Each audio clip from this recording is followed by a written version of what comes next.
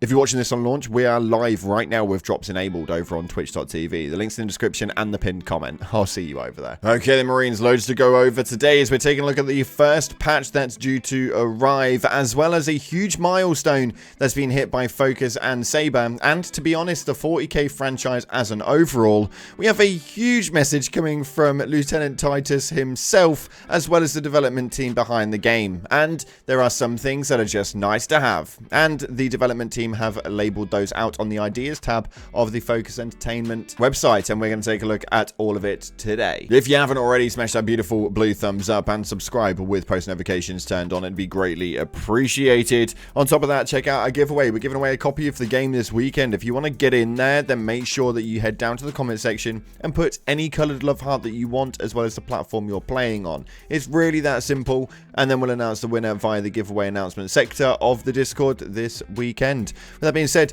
let's dive on into the game and see what's happening inside of the community. Starting off, a massive congratulations to Saber and Focus for the 2 million Space Marines that have joined the fight to protect the Imperium in the Space Marines 2. They're so damn grateful. 2 million players is actually insane. That's on a total. The 24-hour peak, the current peak, and the all-time peak seems to be smashed on Steam by absolutely everything. Space Marines 2 is sat at the top of the list as the most played Warhammer 40k game in Steam DB. It's absolutely amazing. The numbers are so good to see, and it's nice to see that Space Marines are finally getting a bit more recognition than what they've had previous. So hopefully what we'll see in the future is that they actually accept the license to go out a little bit farther spread and towards some decent development teams, and hopefully we can have some more renditions of the 40k franchise in a better format. But on top of that, it seems that Lieutenant Titus had a message for us as well, and this one was incredible. This guy is literally, if you just look at him, you just see Titus. It's hilarious. But yeah, he has a massive thank you to the 2 million people that have intervened inside of the Space Marine 2 franchise. For the Emperor! For 2 million brothers and sisters!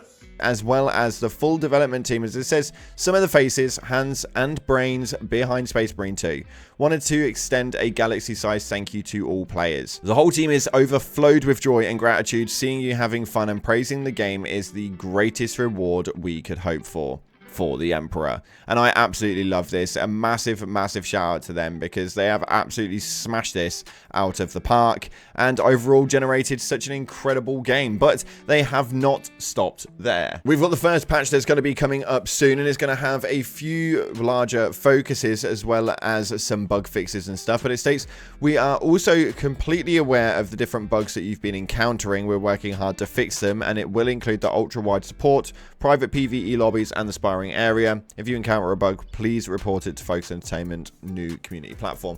Now, what we're actually seeing on top of this is the ultra-wide support is something that is kind of necessary in 2024. A lot of people have those ultra-wide screens, myself included, and it'd be quite nice to be able to utilize it, because it deserves it. The artwork in this game is incredible, and it just deserves that love and support coming from the ultra-wide community. But on top of that, private PvE lobbies, those who don't want to be disturbed. I think this is a huge one, mainly because the PvE lobbies right now seem to be in a little bit more of a toxic state. We seem to be okay for the most part, but people are getting kicked left, right, and center, which is a little bit of an annoyance. But hopefully we'll see that one come through and you guys can play with your friends without being disturbed. And then we also have the sparring area. Now, obviously, we don't have much information in the sparring area, whether this is going to be a place to test weapon usage, or is this going to be a place to fight with your friends and just do like 1v1s, or hopefully it extends a little bit further to like 3v3s. Private PvP lobbies would be absolutely amazing. I think it'd be so damn good to be able to experience those. Yeah, we'll have to see exactly how that one pans out, but right now what we know is it's definitely going to be a 1v1. So even if they don't have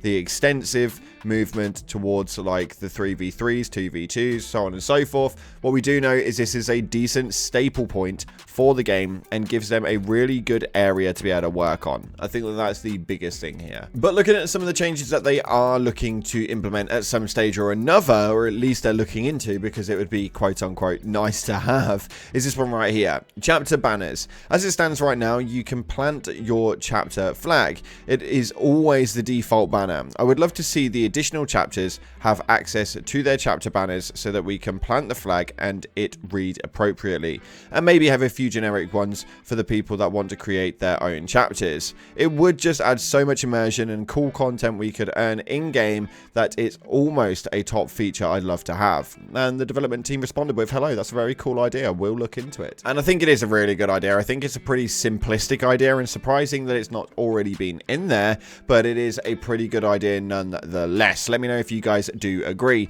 As well as missing armor color options. Now there is a big detail for this, but it says 4 chapters that are already in the game and are missing these patterns, such as Iron Hands, Taurens, the Iron Hounds, so on and so forth. And now there are a few things that are missing overall, but on top of that, what we're also seeing is the factor that the bottom half of the legs don't change in comparable to the top half of the legs, and they're kind of wanting a bit more of a detailed paint up, which is kind of obvious considering this is the Warhammer community.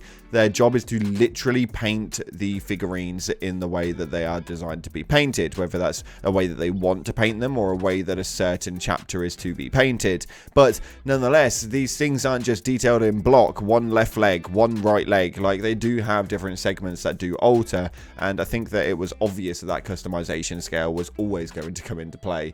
But it does seem like that they are looking into it as they state, hello, thank you for your idea. We're looking into adding additional customization options in the live planning. I can't promise anything at the moment though. Another big customization that people are looking for right now is the lens colors, which is something that they spoke quite heavily about in my Twitch stream the other day. The lens coloring is actually a massive alteration.